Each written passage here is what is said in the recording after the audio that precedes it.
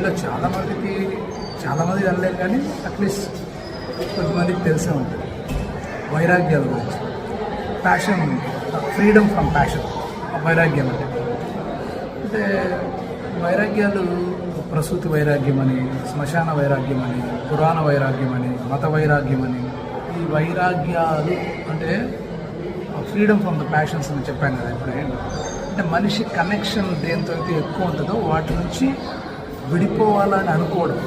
అంటే శ్మశానానికి పోయించిన తర్వాత కావచ్చు, లేదంటే ఒక వ్యక్తి చనిపోయిన తర్వాత ఆ చుట్టుపక్కల వాళ్ళని చూడడం వల్ల కావచ్చు, మన వాళ్ళు ఎవరైనా చనిపోతే మనకు కలిగే బాధ వల్ల కావచ్చు, ఆ శ్మశానానికి సంబంధించి ఆ గుర్తుల వల్ల కావచ్చు, మనిషికి వచ్చే వైరాగ్యం.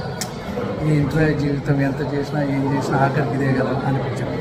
అలాగే మీరు ఒక ఆసుపత్రికి పోయొచ్చు, వేరే వాళ్ళ కష్టాలు, హాస్పిటల్స్లో పడుతున్నటువంటి యాతన అనుభవిస్తున్నటువంటి కొంతమందిని చూసిన తర్వాత కావచ్చు, లేదా వెళ్ళిన వ్యక్తి తనకే కావచ్చు, ఆ బాధలన్నింటినీ చూసిన తర్వాత కూడా ఒక్కోసారి వైరాగ్యం వచ్చేసి ఏంట్రా ఈ జీవితం ఎంత చేసినా ఇంతే కదా, ఆయాసపడ్డా ప్రయాసపడ్డా అసలు డబ్బుకి అంత విలువ ఇవ్వాలా, అసలు డబ్బు గురించి అయితే ఇంకా అప్పుడు అసలు అందరూ మాట్లాడేది ఒకటే, డబ్బు అసలు అవసరం, డబ్బు కాదు చాలా ఇంపార్టెంట్, ఆరోగ్యం ఇంపార్టెంట్, బ్రతకడం ఇంపార్టెంట్, మంచితనం ఇంపార్టెంట్. కొంతమందికి ఇదే వైరాగ్యం పురాణ వైరాగ్యం, పురాణాలు చదవడం వల్ల వస్తుంది. నిజానికి ఒక రకంగా గొప్ప విషయం. అంటే పురాణాలు చదవటం వల్ల ఈ ఆసుపత్రులు పోకుండానే, శ్మశానానికి పోకుండానే, నాకు తెలిసి జీవితంలో ప్రతి ఒక్కరు ఎప్పుడోసారి విజిట్ చేసే ఉంటారు. అప్పుడే అనుభవం అనేది పండిపోవడం అంటారు కదా, మానసిక పరిపక్వత అనేది అప్పుడే వస్తుంది.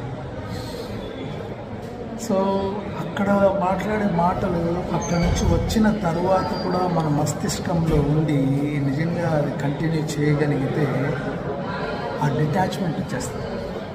దేంతో అయినా, నాట్ ఓన్లీ మనీ, అంటే చేయాల్సినవి మాత్రమే చేస్తాం, చేయకూడనివి ఆపేస్తాం, కర్మబద్ధులం అవుతాం.